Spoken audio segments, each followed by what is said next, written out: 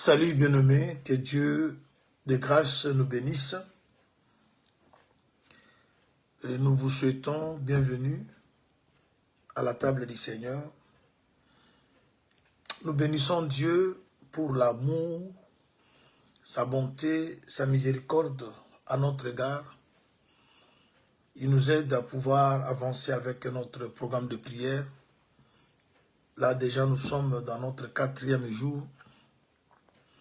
Et il continue à nous parler à travers cet enseignement. Et nous lui disons merci. Alors bien aimés, nous sommes en train d'avancer avec notre thème, l'acquisition du salut. Dieu ne nous a pas destinés à la colère, non plus à la condamnation, mais plutôt à l'acquisition du salut, ou autrement à la possession du salut. Et nous avons déjà expliqué que le salut, c'est l'ensemble de tout ce qui profite au peuple du Seigneur. Et dans le salut, il y a tout, il y a la consolation, il y a la joie, il y a la paix, il y a la miséricorde, il y a le relèvement, il y a la restauration, il y a la protection, il y a tout ce qui contribue au bien-être du peuple du Seigneur. Alors nous expliquons cela aussi par rapport à la création, où nous avons compris que le salut, c'est la lumière du premier jour. Cette lumière, elle était venue pour libérer la terre de ténèbres ou de l'obscurité. Cette lumière, c'est le Seigneur Jésus-Christ.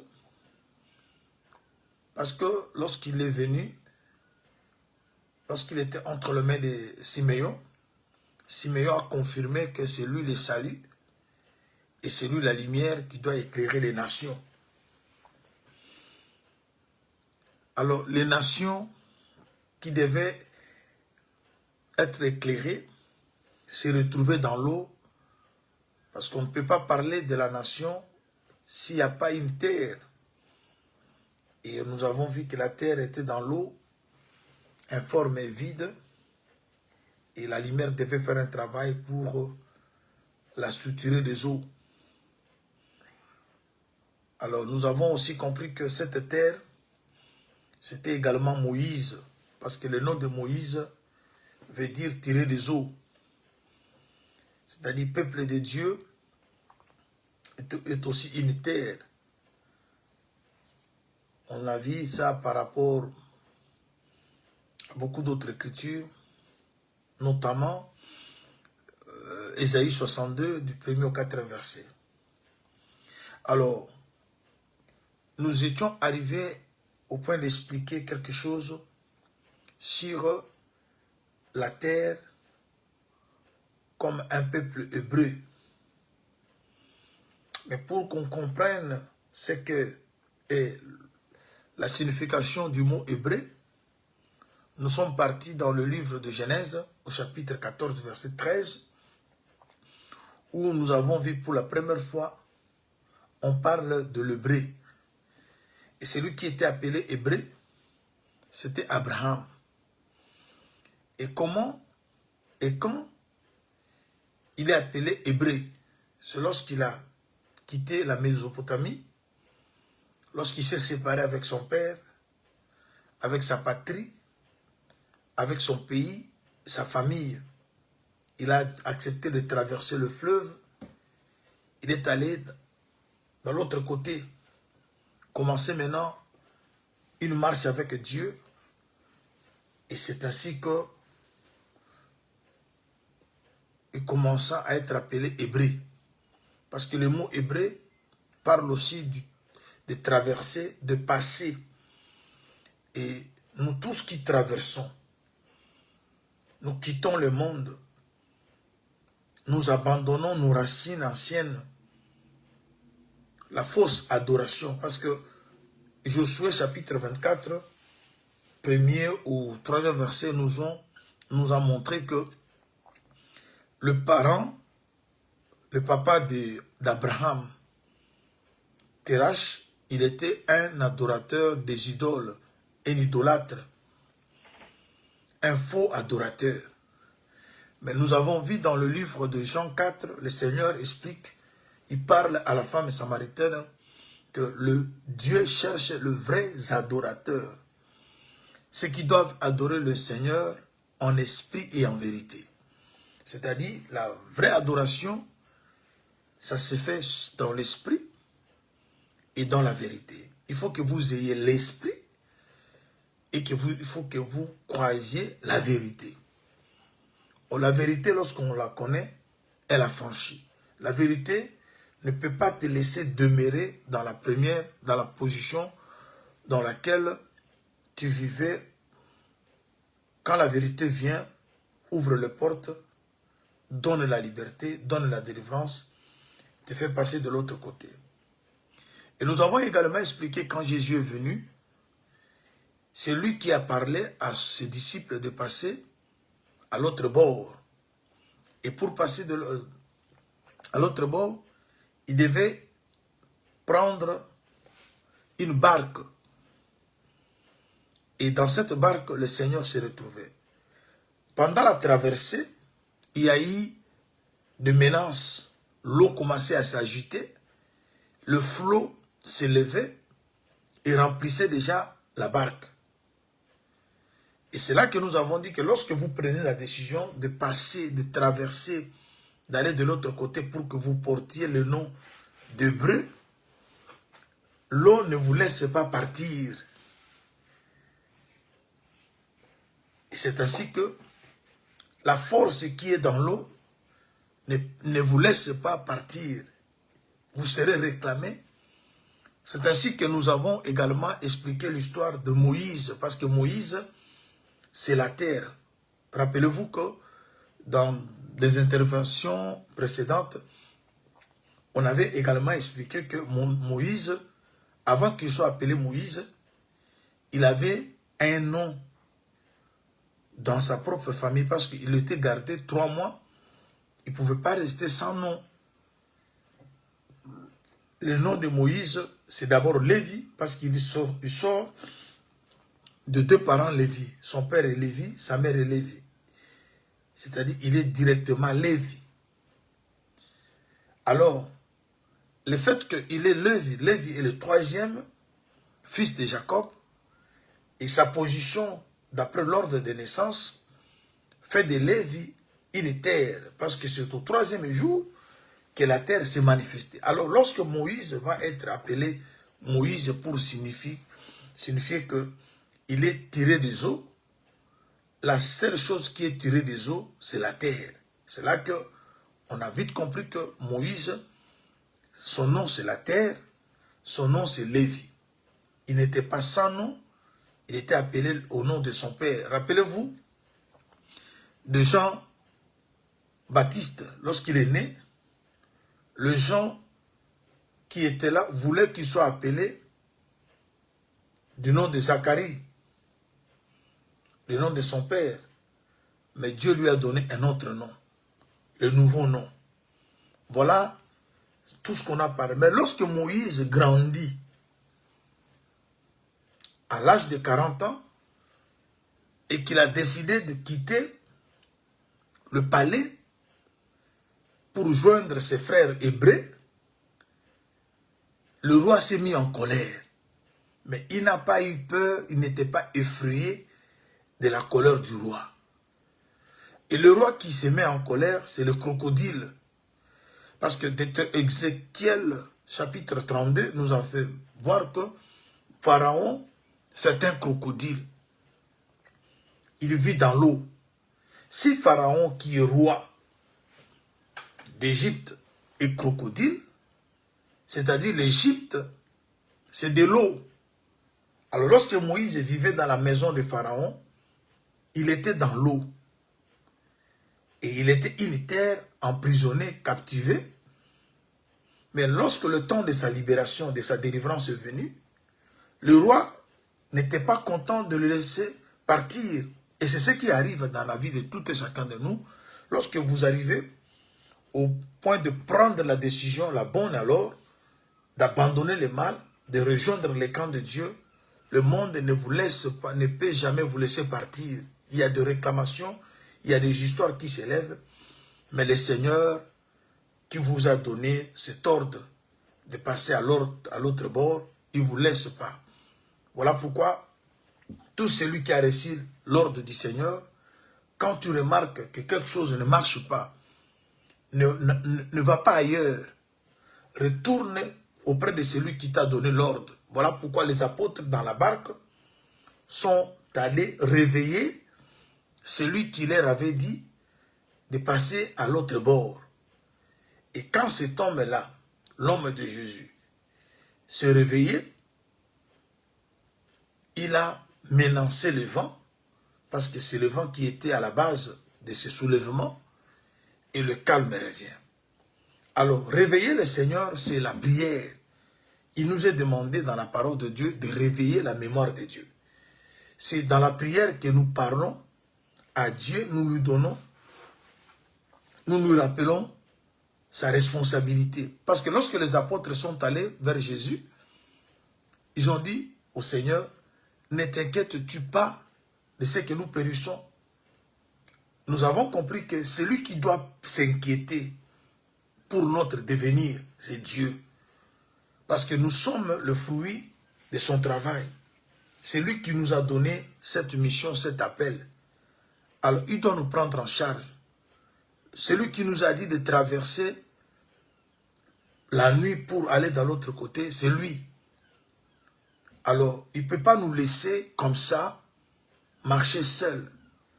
Alors, voilà pourquoi c'est qui nous rassure que dans tout ce que nous allons vivre, tout ce qu'on pourra rencontrer dans la marche, le Seigneur sera là pour nous soutenir, pour nous relever, pour nous consoler. Voilà pourquoi nous sommes dans la prière. Dans notre programme de prière qu'on a commencé depuis le dimanche la nuit, dont nous sommes aujourd'hui au 4e jour de jeûne, nous avons un seul sujet principal, c'est de dire au Seigneur, nous ne sommes pas destinés à la souffrance, à la colère, à la condamnation, comme son enseignement nous dit, mais plutôt à l'acquisition du salut. Le salut, c'est l'intervention de Dieu. Le salut, c'est ce qui... Le salut constitue tout ce qui contribue au bien-être du peuple du Seigneur. Alors, c'est ce qu'on a déjà parlé. J'ai essayé un peu de résumer en quelques mots pour que vous ayez l'idée de tout ce qu'on a parlé et comment on est en train d'évoluer. Chers bien-aimés, alors, ce matin, nous voulons toucher un autre titre, parce qu'on a parlé de 3 titres, hébreux, israélite et juif. Parce que le salut doit venir de juif. Mais avant qu'on arrive à un juif, il faut qu'on parle d'abord d'un israélite. On ne saura pas non plus parler d'un israélite si on ne parle pas d'un hébreu. Et vous avez vu comment on a parlé d'un hébreu. Il y a des hébreux physiques, mais il y a aussi des hébreux spirituels.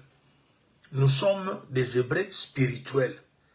Pourquoi? Parce que nous aussi, nous avons accepté, comme Abraham, de quitter la patrie, le pays, la famille, la fausse adoration, et nous avons accepté de traverser l'eau pour aller de l'autre côté. Spirituellement, nous aussi, nous sommes hébreux.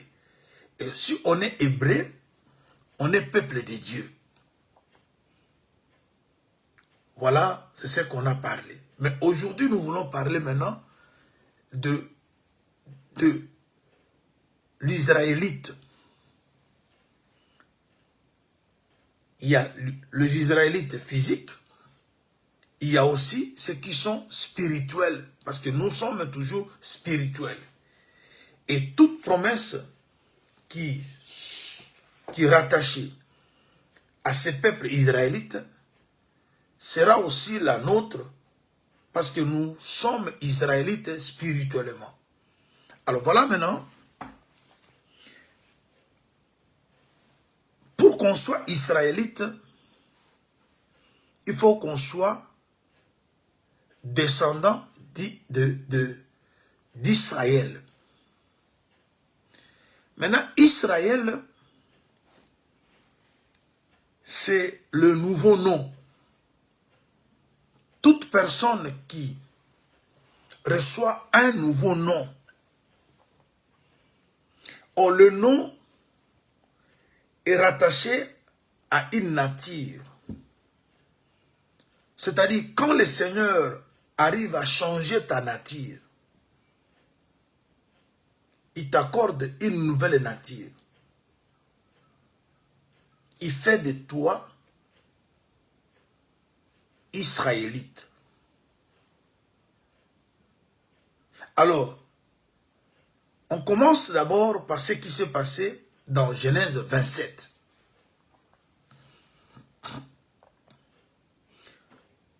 Jacob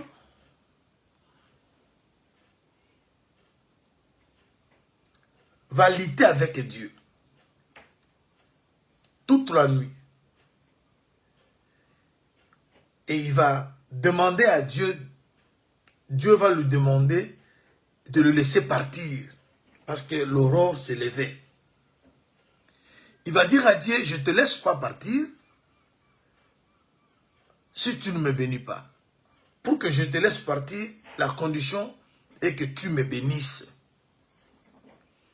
C'est là que l'Éternel demande à Jacob, quel est ton nom? Jacob va répondre, mon nom c'est Jacob. Je vous avais dit une chose, et je continue à insister là-dessus. Bien-aimés, on ne se connaît pas mieux. Dieu nous connaît plus que nous-mêmes. Nous nous connaissons que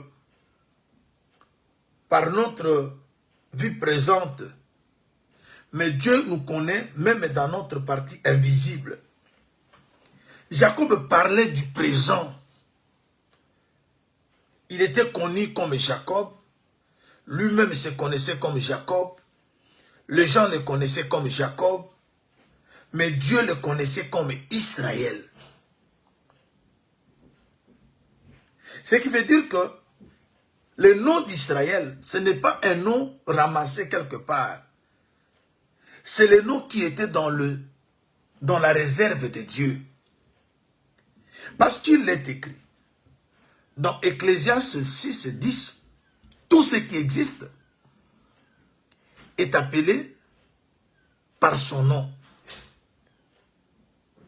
C'est-à-dire, vous avez vu ce que nous avons lu dans Hébreux chapitre 11, à partir du verset 24 jusqu'au verset 26-27. L'épître aux Hébreux nous démontre que lorsque Moïse a pris la décision de quitter le palais, il n'a pas été effrayé de la colère du roi. Il n'a pas été séduit des richesses de l'Égypte. Mais il avait les yeux, j'aime ça, sur la rémunération. Il avait les yeux sur les choses invisibles. Permettez que je reprenne cette écriture. C'est très important. Hébreux 11.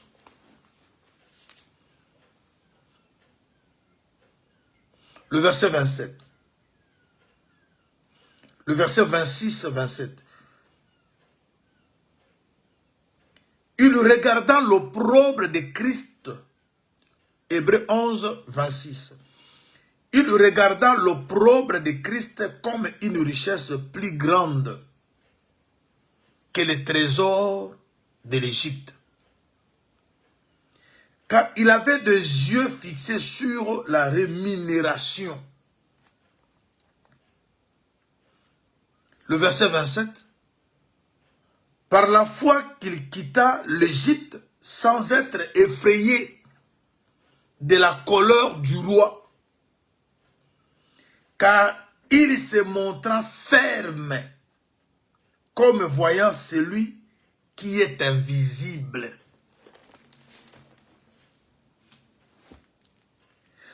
Vous savez, chers bien-aimés, au début de cet enseignement, il y a un chapitre dans lequel on a expliqué que Dieu avait créé les choses visibles et invisibles, trône, dignité, ainsi de suite.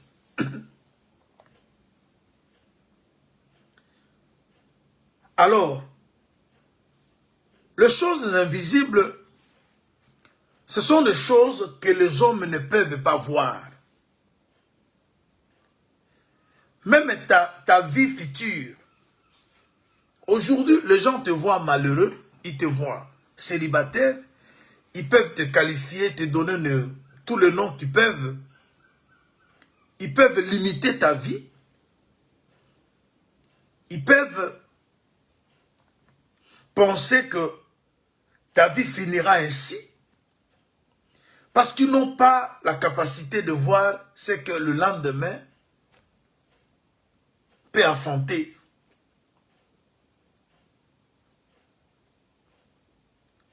Oh, le lendemain appartient à Dieu. Le lendemain, c'est déjà le futur. Le lendemain, c'est déjà l'invisible. C'est le présent qui est visible.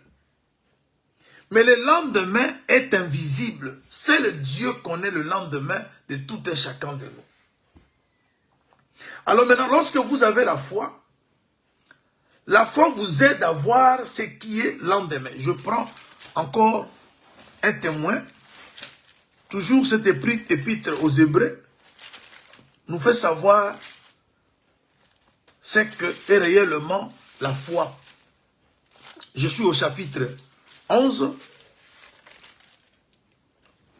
le verset 1er. Or la foi est une ferme assurance des choses qu'on espère. Une démonstration de celles qu'on ne voit pas. Pour l'avoir possédé, les anciens ont obtenu un témoignage favorable. La foi, dans la foi, il y a la fermeté. Il y a l'assurance des choses qu'on espère. Job a dit ceci. Dans le chapitre 14, 14. Il dit, si quelqu'un meurt et qu'il revient à la vie, vous voyez, quelqu'un meurt et revenir à la vie, qu'est-ce que Job dit? J'aurai de l'espoir tout le temps de ma souffrance jusqu'à ce que mon état vienne à changer. C'est-à-dire, quand Job disait, mon Rédempteur est vivant, il s'élèvera le dernier, il était dans cette logique. Il était en train de voir l'invisible. Comme toi, comme moi, lorsque la foi prend de la place dans ta vie, tu verras maintenant l'invisible. Ce que personne ne peut voir. Ce que l'œil physique ne peut pas voir. Alors Moïse était dans cette logique. Il a vu le royaume de Pharaon. Il est resté plusieurs années jusqu'à atteindre l'âge de 40 ans. Il n'y avait pas du nouveau. Mais il sait que Dieu n'a pas créé seulement le visible. Il a aussi créé les invisibles. Ici, j'ai déjà vu. Mais il y a encore des choses à découvrir. C'est ainsi que lorsque Moïse quitte le palais, aux yeux des hommes, peut paraître comme Moïse a perdu. Et c'est ce qui nous a toujours bloqué lorsqu'il nous arrive de temps de prendre une décision, de traverser. On s'est dit, mais si je traverse, je vais perdre. Beaucoup de gens n'arrivent pas à s'engager, à suivre le Seigneur parce qu'ils regardent les intérêts présents. Si j'obéis à la parole de Dieu, la parole me demandera de mettre fin à la vie de la prostitution. Or, c'est avec cette vie que j'arrive à construire, que j'arrive à faire ceci, que j'arrive à faire cela. Si aujourd'hui je veux me convertir, tout me sera permis, mais tout ne sera pas utile. Si aujourd'hui j'accepte de m'engager, je dois vivre dans le cercle, parce que la vie chrétienne, c'est une vie qui se passe dans une prison. Voilà pourquoi l'apôtre Paul s'est dit, moi prisonnier en Christ, on n'a pas la liberté. C'est-à-dire, notre liberté, c'est vivre la parole de Dieu. On ne peut pas aller au-delà de ce qui est écrit. Et les gens pensent que lorsqu'ils vont vivre selon la parole de Dieu, ils vont perdre. Mais Moïse n'a pas perdu. Parce qu'il avait les yeux sur la rémunération. Voilà pourquoi il est écrit, ceux qui s'approchent de Dieu doivent croire que ce Dieu existe et il est le rémunérateur de ceux qui le cherchent. Dieu rémunère tous ceux qui le cherchent. On a vu que Moïse a été rémunéré. Deutéronome a dit que Moïse était devenu un roi. Il était prince lorsqu'il était dans le palais de Pharaon, mais il devenait roi lorsqu'il a quitté le palais. On ne perd pas chez Dieu. Si tu hésites de prendre une décision, d'abandonner le mal parce que tu penses que tu vas perdre, ce matin, le Seigneur te dit, tu ne perdras rien. C'est par contre, tu vas gagner. En Christ, on ne perd pas. En Christ, on gagne toujours. Voilà maintenant ce que nous allons comprendre avec vous. Alors, qu'est-ce qui va se passer? Parce que nous voulons un peu parler de l'Israélite. Parce qu'on a pris le temps de parler sur Hébreu. Alors, Jacob va dire, mon nom c'est Jacob. Jacob n'avait pas su qu'il a un autre nom nouveau. Israël. Seul Dieu savait que cet enfant a un nom qui est dans mon trésor, qui est dans ma réserve. Ta vie ne se limite pas de ce que tu vis. Les gens peuvent tout dire, conclure même. Mais tu as un créateur, c'est lui qui t'a créé. Parce que lorsqu'il te bénissait au ciel, les gens qui te maudissent aujourd'hui ne savaient pas. Alors, c'est là maintenant que Jacob va devenir Israël. Il demande à Dieu la bénédiction, mais Dieu lui donne le nom. Dieu ne lui a pas donné autre chose.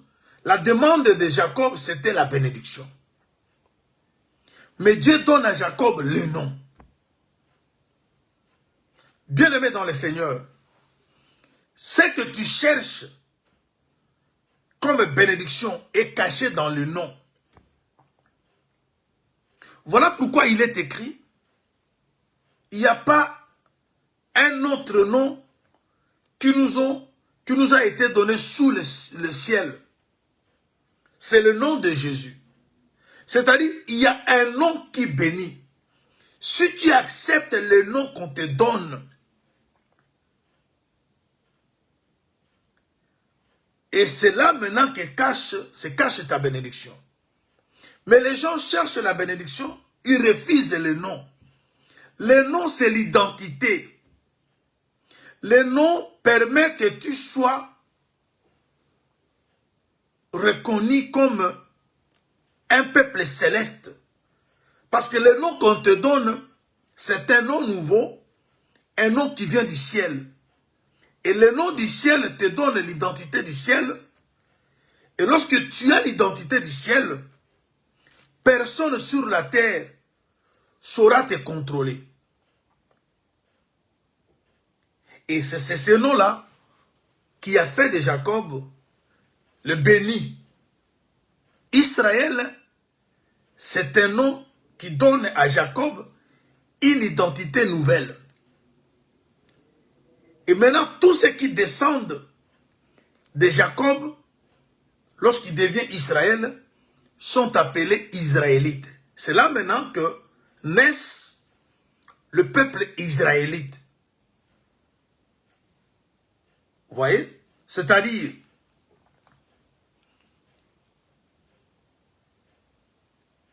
Israélite est tout celui qui sort d'Israël. Il faut maintenant voir le fils de Jacob, au nombre de 12, ce sont eux qui composent Israélite. Alors, lorsqu'on devient Israélite,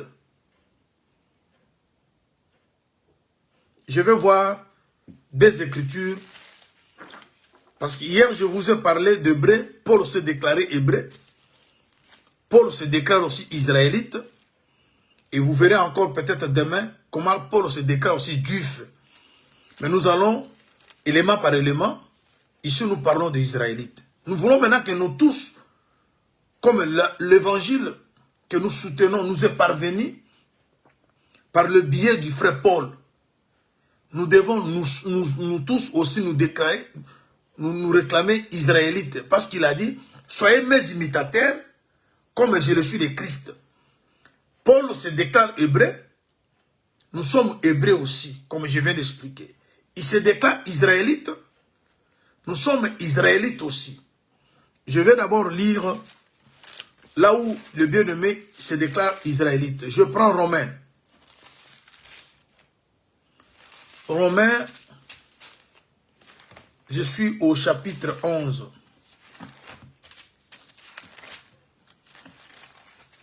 Romains 11.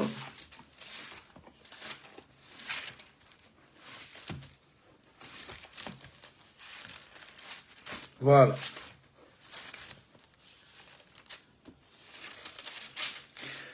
Romains chapitre 11. J'ai dit donc, verset 1er, Dieu a-t-il rejeté son peuple? Loin de là. Car moi aussi je suis israélite de la postérité d'Abraham, de la tribu de Benjamin. Dieu n'a point rejeté son peuple qu'il a connu d'avance. Ne savez-vous pas que l'Écriture rapporte d'Élie, comme il adressa à Dieu cette plainte contre Israël? Nous avons ici deux choses. Connaître d'avance à deux volets. Il y a connaître d'avance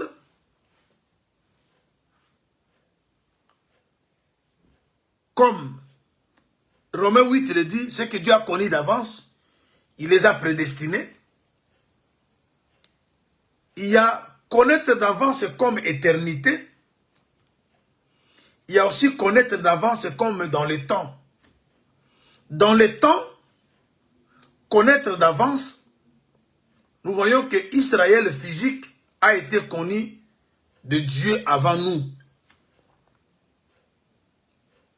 Mais lorsque nous sommes dans le commencement comme éternité, là maintenant, connaître d'avance, de Romains 8 nous parle, nous étions auprès de Dieu comme des personnes parfaites. Mais lorsque nous sommes venus dans le monde et nous sommes perdus, le Dieu qui nous a connus, il doit nous chercher. Et c'est de même aussi avec Israël. Israël que Dieu a connu et qu'aujourd'hui il est dans l'incrédulité, il sera aussi cherché par le deux témoins. Il dit, ce qu'il a connu d'avance, il les a prédestinés à être semblables à l'image de son fils. Ce qu'il a prédestiné, il les a aussi appelés. Pour qu'on t'appelle, il faut que tu sois dans la perdition pour qu'on vienne te chercher. Et lorsque tu seras retrouvé, ce qu'il a appelé, il les a justifiés. C'est-à-dire, quand Dieu te trouve, il doit te justifier. Et dans la justification, il y a le pardon. Il y a le rétablissement. Il y a la restauration. Ce qu'il a justifié, il les a glorifiés. C'est là que nous vous disons que la finalité, c'est la gloire. Dieu aime ta gloire. Dieu aime te voir être glorifié. Dieu aime te voir réussir. Parce que c'est tout un chemin. Il t'appelle, il te justifie et il te glorifie. Et dans la glorification, il y a le bonheur, il y a l'excellence, il y a l'élévation, il y a la restauration. Il est vrai qu'il y a eu un temps où tu étais perdu, mais Dieu ne te laisse pas être perdu pour du bon. Il va te chercher. Voilà pourquoi nous tous qui traversons des moments compliqués, arrêtons de penser que Dieu nous a abandonnés. Il a ce devoir de venir nous chercher, nous restaurer, nous justifier et ensuite nous glorifier. Alors maintenant, remarquons, vous avez vu là, l'apôtre Paul, il dit que lui aussi, il est un Israélite. Tout à l'heure, je viens d'expliquer qu'être Israélite, c'est porter le nom d'Israël, c'est un nom béni. Un nom qui démontre que vous passez d'une vie à une autre. Vous passez d'une identité à une autre. Vous passez d'une considération à une autre. Alors, lorsque vous êtes Israël, lorsque vous vous reconnaissez Israël, vous devez maintenant sortir. Je prends une écriture. Parce que nous sommes toujours dans l'histoire de l'eau et de la terre. Même lorsqu'on devient Israël, on est toujours une terre. Parce qu'Israël est reconnu par sa terre. Voilà pourquoi quand ils étaient en Égypte, ils devaient sortir pour aller habiter la terre que Dieu lui avait donnée. Alors, Israël, c'est toujours la terre. Mais la terre qui doit sortir de l'eau. Parce que l'Égypte, d'après Ézéchiel 32, c'est de l'eau. Parce qu'il y a un dragon là-bas, il y a plutôt un crocodile là-bas. Maintenant, je suis dans Psaume 114. Psaume 114, je lis à partir du premier verset. Écoutons ce que l'écrivain nous dit. Quand Israël est sorti d'Égypte, quand la maison de Jacob s'éloigna d'un peuple barbare, Juda devint son sanctuaire, Israël fut son domaine. Lorsqu'on devient le domaine de Dieu, qu'est-ce qui va arriver? La mer le vit, s'enfuit. Les Jourdains retournant en arrière. Les montagnes sautèrent comme de béliers. Les collines comme des agneaux. Quand tu meurs pour t'enfuir, Jourdain pour retourner en arrière. Qu'avez-vous montagne pour sauter comme de béliers? Et vous, collines, comme des agneaux, tremble devant le Seigneur aux terres, devant le Dieu de Jacob, qui change le rocher en un étang, le roc en source d'eau.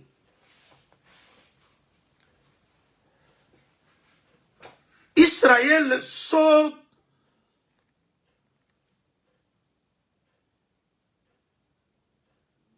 d'Égypte. Et on appelle Égypte un peuple barbare. Le peuple barbare, c'est celui qui ne comprend pas ton langage. Parce que lorsqu'Israël était en Égypte, il était un Hébreu. Rappelez-vous, chers bien-aimés, quand Joseph arrive en Égypte, après avoir été piégé par la femme de son maître, on dit que on nous a amené un Hébreu ici. Et lorsque les frères de Joseph sont venus, ils étaient en train de manger, ils ont été servis à côté. Parce que les Hébreux ne pouvaient pas manger avec les Égyptiens. Déjà,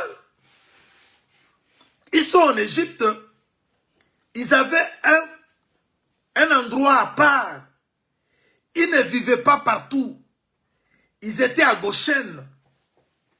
C'est-à-dire qu'ils se reconnaissaient étrangers. Et les Égyptiens aussi comprenaient que ce peuple, c'est un peuple étranger. Il a un langage différent à notre langage. Et quand vous ne comprenez pas le langage de l'autre, vous devenez barbare. Alors le peuple barbare, c'est tous ceux qui ne comprennent pas le langage de l'évangile. Bien-aimé, cet évangile, c'est un langage. Et dans ce monde, il n'y a que nous qui comprenons ce langage. Voilà pourquoi il faut quitter le peuple barbare. On quitte le peuple barbare par la manière de nous comporter. Alors, Israël, comme c'est le béni, comme c'est quelqu'un qui a la nature, l'identité nouvelle, il ne doit pas continuer toujours à vivre dans l'Égypte. Vous connaissez déjà que l'Égypte, c'est de l'eau. Voilà pourquoi quand Israël sort, on évoque ici mer, on évoque Jourdain. Ce sont des eaux qui ne peuvent résister à la présence de ce peuple. Parce que quand vous portez l'identité céleste, chers bien-aimés, l'eau qui constitue le monde, l'eau qui constitue les forces des ténèbres, ne peuvent pas, les eaux ne peuvent pas vous résister. On dit que la mer le vit et s'enfuit. Vous savez, chers bien-aimés, lorsque nous expliquons la traversée de la mer Rouge, il y a le volet où ça parle du baptême. Mais dans un autre volet, ça explique qu'on était en train d'affronter une puissance ténébreuse. Parce que l'eau constitue aussi l'adversaire de la terre. Parce que c'est l'eau qui est venue couvrir la terre. Pour que la terre ne soit pas vue. Pour que la terre perde sa forme. Pour que la terre soit dépouillée. C'est l'eau qui est venue se placer sur la terre. Et l'eau a pu contrôler la terre avant la venue de la lumière. Mais quand la lumière s'est manifestée, l'eau a pris du recul. Je vais vous amener quelque part. Parce que vous êtes une terre bénie. Et vous êtes maintenant appelés, vous portez un nom nouveau que la bouche de Dieu a déclaré. On parle, même les montagnes sauter. Mais les montagnes, ce sont des royaumes. Regardez la marche d'Israël. De l'Égypte à Canaan.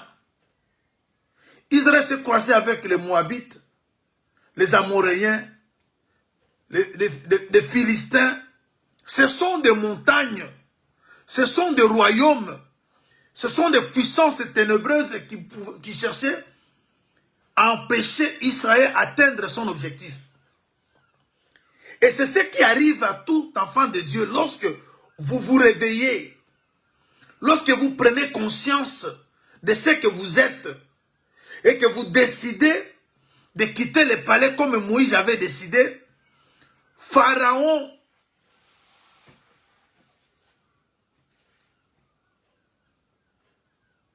qui autrefois vous chérissez, il cherche maintenant à vous tuer. Bien aimé, le diable ne sera jamais votre ami. Lorsque vous travaillez pour le compte du diable, il fait semblant de vous aimer. Le diable n'a pas l'amour. Mais lorsque vous allez découvrir, vous allez vous réveiller, ce même diable-là qui a fait l'apparence d'être quelqu'un de bien, comme l'apôtre a dit, ils font bonne chair avec nous, mais ce sont les écueils à nos agapes. Le diable, c'est un trompeur, il se déguise. Et lorsque vous prenez la décision de remettre de l'ordre dans votre vie, celui que vous avez pensé être ami, c'est celui-là qui va chercher à vous faire du mal. Et Moïse a connu ça. Le roi s'était mis en colère. Le roi, c'est qui? C'est le crocodile. Moïse a quitté l'eau. Moïse est parti se réfugier chez Jéthro. Au aller chez Jéthro, c'est retrouver l'identité hébraïque.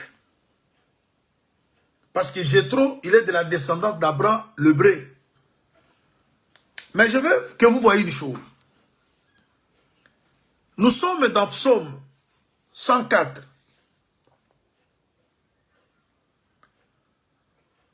Psaume chapitre 104 nous dit ceci. Je suis au verset 9. Tu as posé une limite que les eaux ne doivent point franchir, afin qu'elles reviennent plus couvrir la terre. Je vois, ici on parle de revenir. C'est-à-dire, la terre était dans l'eau, d'après cette écriture.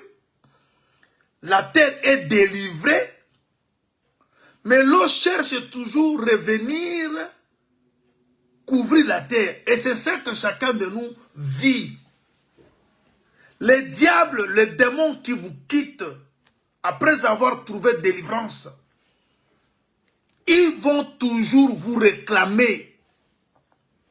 Parce que le diable n'est pas content de vous perdre. Il veut toujours que vous travaillez pour son compte. Mais lorsque vous allez vous réveiller et que vous sortez de l'eau, les limites sont posées. Parce que celui qui va mettre des limites, c'est le Seigneur. Par la délivrance, je vous donne une écriture qui va mieux parler que celle-ci. Quand vous prenez Matthieu, ça c'est le maître qui le dit. Le Seigneur dans Matthieu 12. Matthieu 12 à partir du verset 42 je pense. Voilà. Matthieu 12, 43e verset. Lorsque l'esprit impur est sorti d'un homme, il va par des lieux arides, cherchant du repos. Et il n'en trouve point. Alors il dit, je retournerai dans ma maison, d'où je suis sorti. Et quand il arrive, il la trouve vide, balayée et ornée. Il s'en va et il prend avec lui 7 autres esprits plus méchants que lui. Il rentre dans la maison, ils s'établissent, et la dernière condition de cet homme est pire que la première. Il en sera de même pour cette génération méchante. Vous voyez? L'eau est venue couvrir la terre. dans le livre de Psaume 104, quand vous lisez le verset 5, le verset 6, l'eau est venue, par la volonté de Dieu bien entendu, l'eau a couvert la terre. Ensuite, Dieu est revenu, il a délivré la terre de cette domination. Il a mis des limites. Maintenant, l'eau cherche toujours à revenir. Et c'est ce que chacun de nous vit. Tu es la terre que le Seigneur est venu racheter. Le Seigneur te libère de tout ce que... Maintenant, les limites, le grand problème, il faut accepter que les limites placées par Dieu soient respectées. Et ces limites ne sont que la parole de Dieu. Lorsque vous n'allez pas au-delà de ce qui est écrit, le diable ne prendra pas contrôle sur votre vie. Le sorcier de votre famille, de l'entourage du quartier, ne sauront revenir contrôler votre vie si vous respectez la parole de Dieu. Osée dit, c'est par un prophète qu'Israël est délivré et sorti de l'Égypte. Et c'est par un prophète qu'Israël le fit garder. Le prophète, c'est la lampe. Le prophète, c'est le symbole de l'enseignement. C'est-à-dire, si vous voulez garder, il faut veiller à l'enseignement. Jésus dit, je les ai gardés par ta parole. On ne garde rien sans parole. Vous voulez garder votre famille à l'abri. Enseignez la parole à la famille. Bien-aimé, lorsque vous respectez la parole de Dieu, vous vous êtes donné des limites. Comme l'apôtre Paul dit, ceux qui courent dans des stades, ils se donnent des disciplines. Ils arrivent à s'abstenir. Bien-aimé, d'autres de nos échecs viennent de la manière dont nous nous comportons. Nous n'avons pas cette nature-là de nous discipliner. Nous voulons vivre comme tous les autres. Si Dina, la fille de Jacob, était restée dans la maison, si elle n'était pas sortie pour voir comment les filles du pays vivaient, elle ne pouvait pas être déshonorée, violée. Lorsque nous restons dans la maison qui est la parole de Dieu, lorsque nous ne cherchons pas à nous conformer au siècle présent, lorsque nous ne cherchons pas à nous marier comme le genre de ce monde se marie, il y a des gens qui pleurent aujourd'hui parce qu'ils ont voulu se marier comme les filles ou les jeunes du temps présent se marient.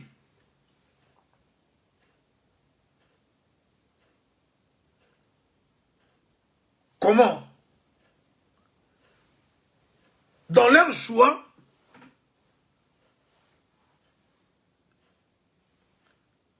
ils donnent l'importance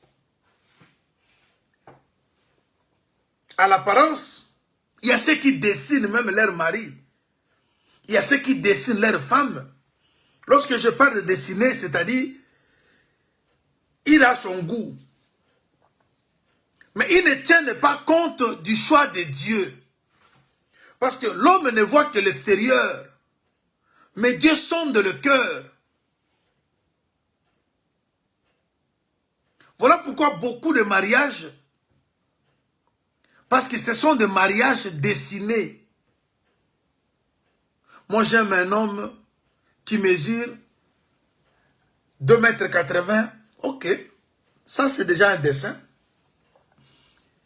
Qui puisse avoir un peu de moustache, un peu de favoris. Moi j'aime un homme qui a au moins 3-4 diplômes, d'accord. Continue avec ton dessin. Moi j'aime une femme, il faut que la femme soit d'une bonne vie, d'une bonne famille, oui, continue avec ton dessein. Moi, j'aime une femme, il faut qu'elle soit claire. Oui, tout ça, c'est bien. Combien des hommes avec des femmes avec des teints clairs pleurent aujourd'hui? Je ne dis pas que toutes les femmes avec les teints clairs sont mauvaises. Mais je vais simplement dire que il faut que ton choix soit le choix de Dieu. Les hommes intelligents, les hommes diplômés avec 4 ou 5 diplômes universitaires font plairer les filles aujourd'hui. Mais celui que vous avez vu là, il n'a pas une belle taille, il n'est pas élancé comme tu désirais, mais il a donné du repos à ton ami. Tu te moquais de ton ami. Ah, son mari, vraiment, j'ai vu son mari, il est d'une taille courte, oui. Mais toi, avec un élancé, tu sais ce que tu vis. Je ne suis pas contre les élancés. Je ne suis pas contre ceux qui ont de taille courte, mais je vais de courte taille, mais je veux simplement, il faut que tu associes Dieu. Le cœur, tout doit partir du cœur. Parce que pour que tu vives le bonheur, parce que le bonheur et la grâce viennent de Dieu.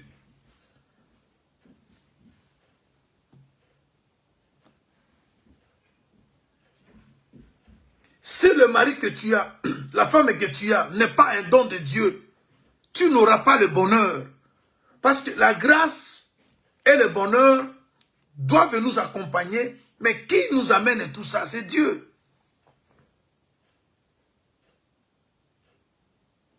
Il y a ceux qui ont préparé la fête et non le mariage. Vous le voyez monter et descendre, et il vous dit que non, ce jour-ci, je suis vraiment trop pris, je prépare mon mariage. Mais à la fin des comptes, l'homme ou la femme était plutôt en train de préparer la fête du mariage. Parce qu'on aura 450 000 invités. Alors, il faut, pour que 450 000 personnes puissent manger à leur faim, boire, ils travaillent dur. Ce jour-là, comme ça sera vraiment une soirée l'unique, on doit s'échanger 4 fois. Ils travaillent pour acheter 4, 5, 6 costumes. Il vous dit qu'il prépare le mariage, mais il prépare la fête. Lorsque la fête et toutes ces choses passeront, le deuil dans la maison, le mariage maintenant commence.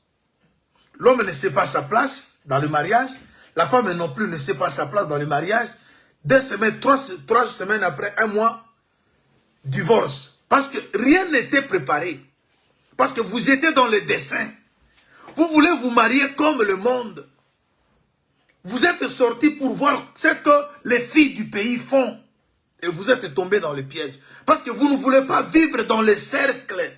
Vous ne pouvez pas rester dans les limites tracées par Dieu. Vous avez oublié que l'eau est en train de vous réclamer. L'eau dans laquelle vous étiez, Dieu vous a délivré, l'eau vous réclame. Et si vous affranchissez les limites placées par Dieu, le borne qui est l'enseignement, l'eau vous récupère.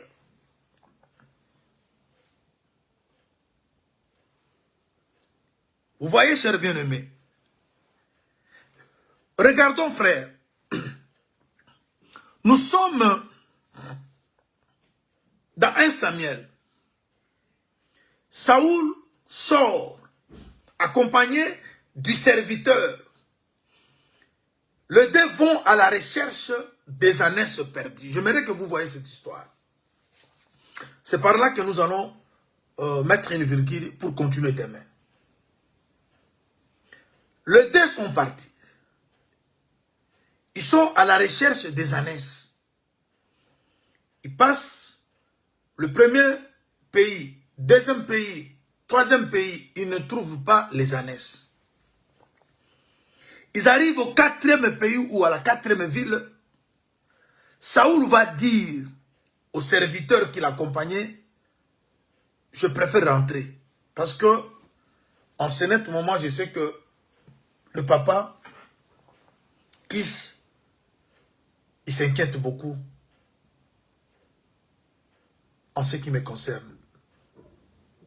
Le serviteur dit non. Tu sais, dans le pays où nous sommes, le 4e, dans cette ville, il y a un homme de Dieu. Et tout ce que dit cet homme ne rate pas, ne manque pas. Si on voit cet homme-là, il nous dira où se trouvent les ânesses. Saoul va dire, mais non, mais on n'a plus rien. On a tout dépensé. Qu'est-ce qu'on va donner à l'homme de Dieu? Parce qu'on ne peut pas aller se présenter devant Dieu, devant l'homme de Dieu, main vide. Il faut qu'on lui apporte quelque chose. Le serviteur va dire non. Je suis resté avec un quart de cycle d'argent. C'est ce qu'on va donner à l'homme de Dieu.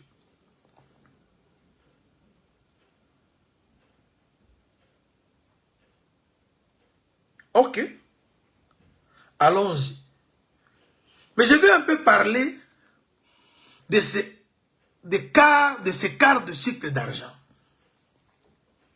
Parce que dans cette histoire d'aller chercher les ânesses, il y a des volets prophétiques, il y a des volets doctrinaux, il y a des volets évangéliques.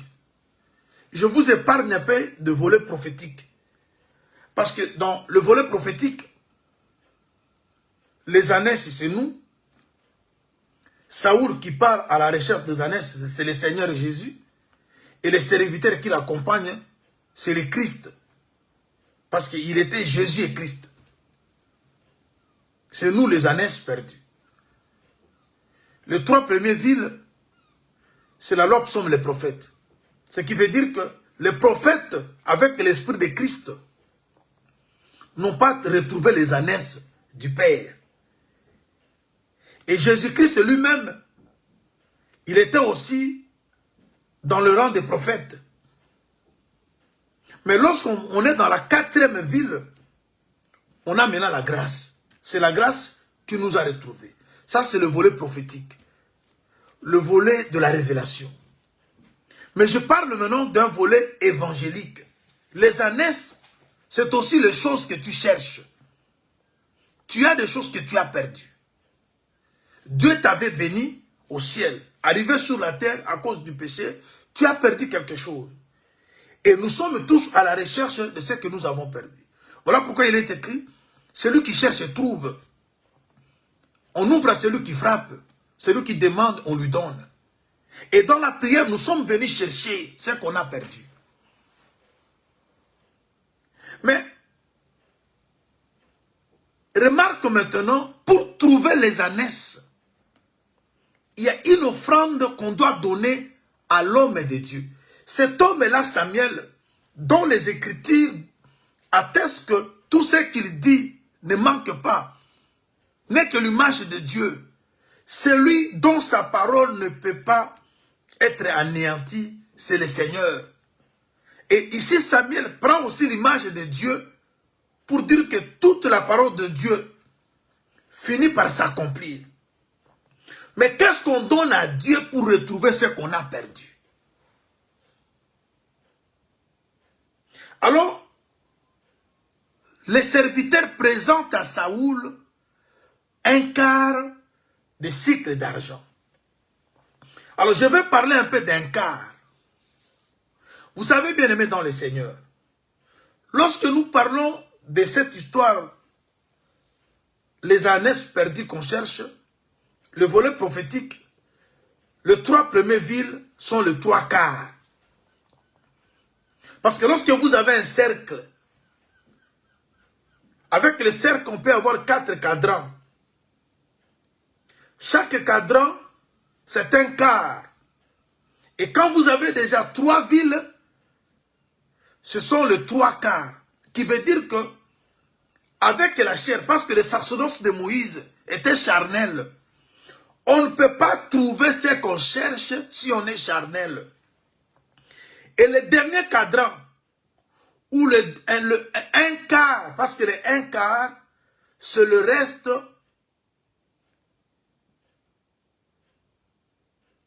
de ce qu'on a dans une unité.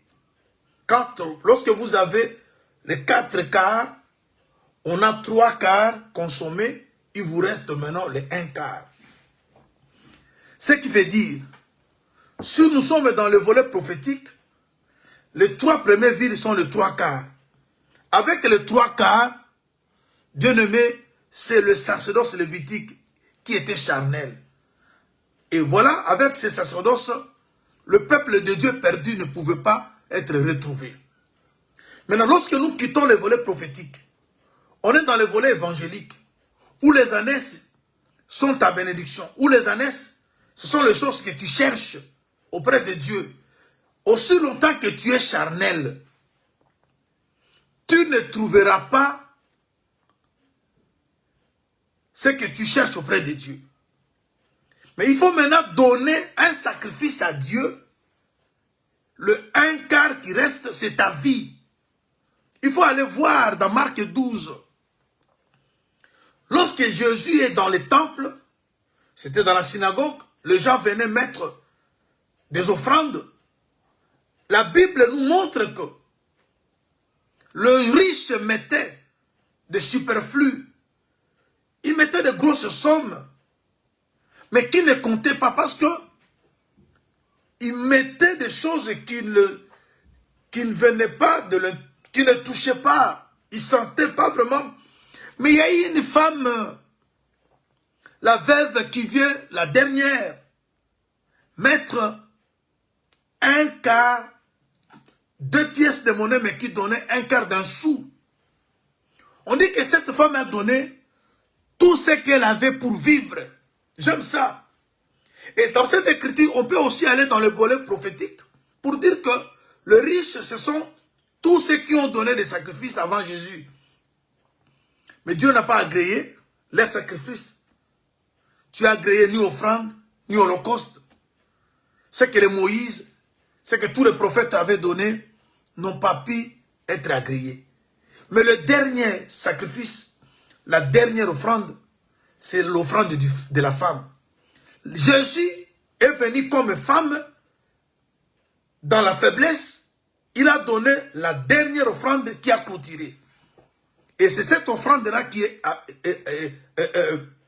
exaucée. Alors, lorsque nous quittons le volet prophétique, on rentre maintenant dans le volet évangélique, doctrinal, pour parler de ta vie.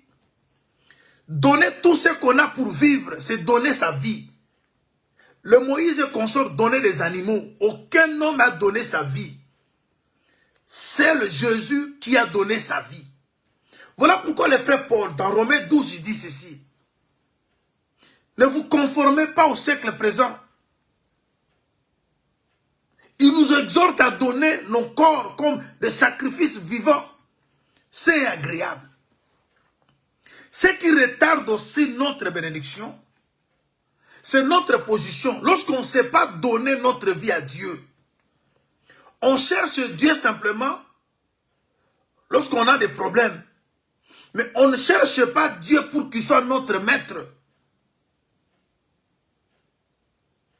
Alors, chers bien-aimés, lorsque vous portez l'identité d'Israélite, c'est-à-dire vous devenez une nouvelle créature. Vous ne marchez pas selon vous. Vous voyez Jacob, mais le Seigneur vous dit que vous n'êtes plus Jacob, vous êtes Israël. C'est-à-dire votre vie va être conforme à l'identité que vous portez.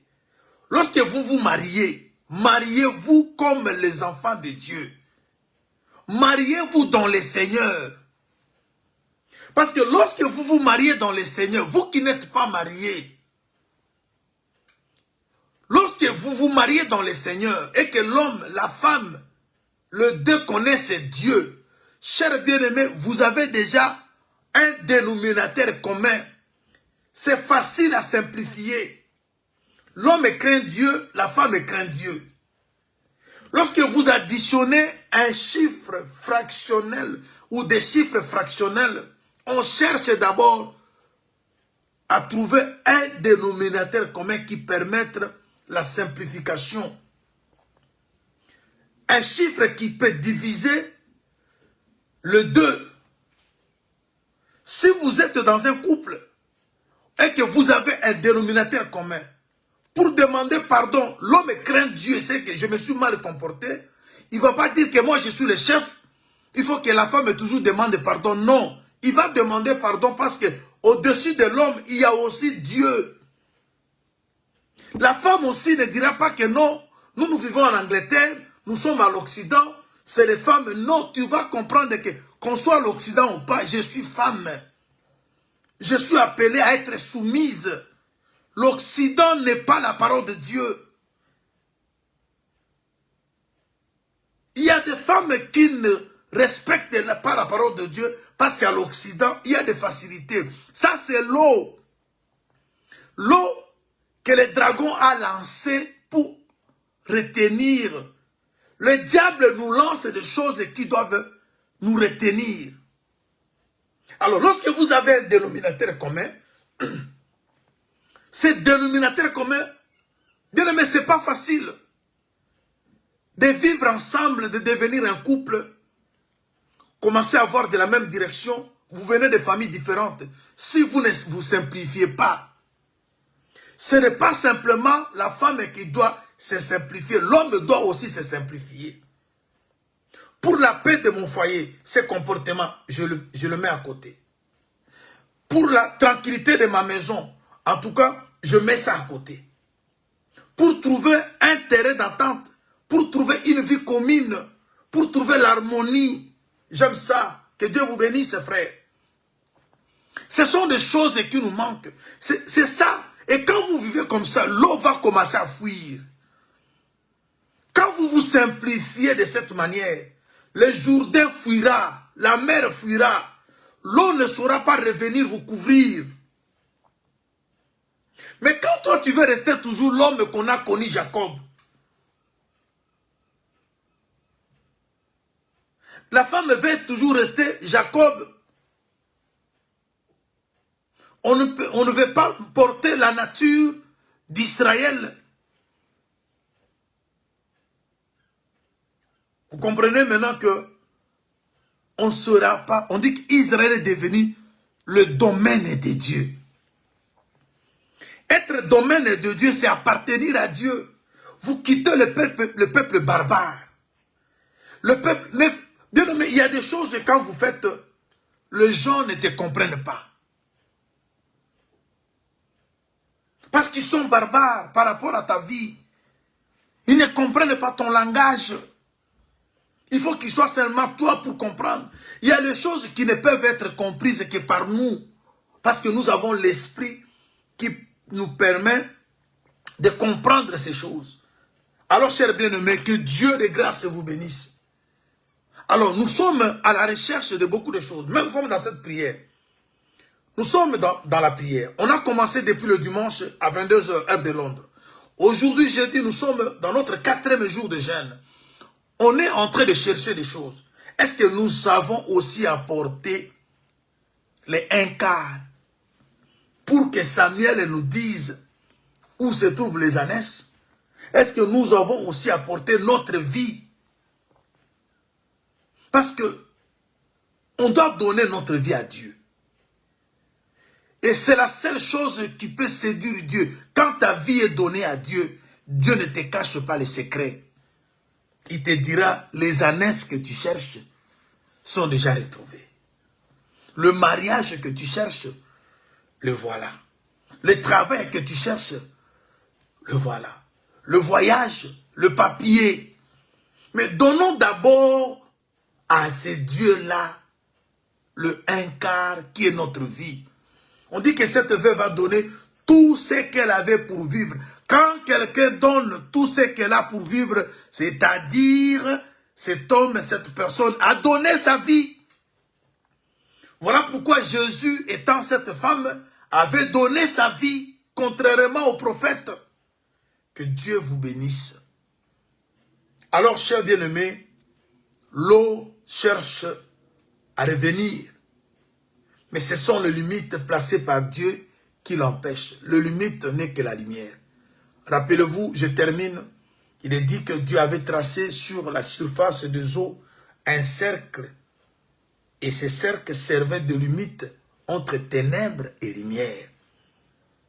C'est la lumière qui est la frontière entre notre vie et les ténèbres. Que Dieu vous bénisse. On se retrouve à 10 h pour la prière. Venons, venons et donnons à Dieu notre vie comme offrande. Et Dieu permettra à ce que les ânesses, le problème, tout ce que nous cherchons auprès de Dieu, que nous puissions trouver réponse. Oui, on avait donné la chair, on était charnel dans les 3 villes, mais devenons spirituels. Lorsqu'on est hébreu, on quitte la fausse adoration, on devient spirituel pour faire la vraie adoration. Parce que la vraie adoration, elle est faite en esprit et en vérité. Restons dans la vérité. Arrêtons de dessiner. Même le travail. Tu demandes à Dieu le boulot, oui. Tu peux avoir des diplômes, mais Dieu peut te donner un travail dans son goût pour finir par après t'amener à trouver un travail d'après les études que tu as faites. Il faut avoir confiance en Dieu. Tu peux avoir des diplômes, mais Dieu peut permettre que tu commences à faire des nettoyages quelque part. En faisant des nettoyages, une brèche va se créer où tu trouveras le travail par rapport aux études faites. Ayons confiance en Dieu. Ayons des yeux qui voient l'invisible. Dans ce que les gens minimisent, Dieu peut cacher l'invisible. Alors, ayons ces yeux-là qu'avait Moïse. Les yeux qui vont nous permettre de voir ce que les hommes ne voient pas. Il y a des gens qui peuvent te dire, mais non, on ne sait pas pourquoi il a choisi cette femme. Parce que les gens ont peut-être une vision, mais toi, avec les yeux, tu vois les choses invisibles. Tu vois des qualités dans cette femme. Une femme qui sait donner une bonne éducation à tes enfants. Une femme qui ne sera jamais citée dans l'histoire de fraude. Une femme respectueuse. C'est ça voir l'invisible. Ce que les autres n'ont pas pu voir. C'est également chez les hommes. Pourquoi elle a aimé cet homme-là? Lorsqu'il s'habille, il n'a jamais été... Non, attention frère. Le goût, les couleurs ne se discutent pas. Que Dieu vous bénisse. Passez une excellente journée. Revenez à 10 h pour la prière. Revenons donner à Dieu les 1/4. Venons donner à Dieu nos corps comme sacrifice. Bien-aimés, nous cherchons des solutions, mais nous ne voulons pas donner notre vie à Dieu. Voilà pourquoi c'est, bien-aimés, le Seigneur a voulu que ce matin, que nous soyons interpellés afin de pouvoir revenir à lui pour lui donner. Nous sommes des gens dans la ville où il y a la solution. Nous sommes dans la 4e ville. La solution est là, la grâce est là. Dans la grâce de Dieu est source de salut. Dans la 4e ville, c'est la grâce. C'est la source de salut. On est dans une ville où toutes choses seront résolues. Mais une seule chose, qu'on donne 1/4. Préparons 1/4 pour le Seigneur. Revenons à 10 h pour donner à Dieu nos vies dans la prière. Et nous verrons les ânesses que nous cherchons. Soyez bénis au nom de Jésus-Christ. Que cette parole change vos foyers. Que cette parole ouvre les portes. Que cette parole vous élève. Soyez bénis au nom de Jésus. Que les miracles s'opèrent dans vos vies. De partout où vous êtes. Car c'est une parole puissante. Cette parole, c'est elle qui a créé le monde. C'est elle qui a le pouvoir de changer ta vie. Oui, bien-aimé, je crois que les yeux de voir les choses invisibles te soient donnés au nom de Jésus-Christ. Demeurez bénis au nom de Jésus. On se retrouve à 10 h pour ceux qui sont en prière avec nous, afin de donner à Dieu les 1/4 et nous verrons les ânesses. Soyez bénis au nom de Jésus-Christ.